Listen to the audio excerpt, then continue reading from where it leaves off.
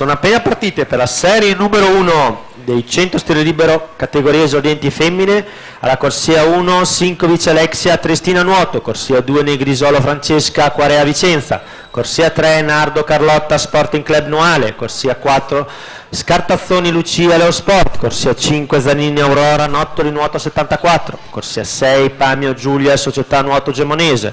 corsia 7 Basso Rebecca Antares Nuoto, in corsia 8 Brigato Giulia Antares Nuoto.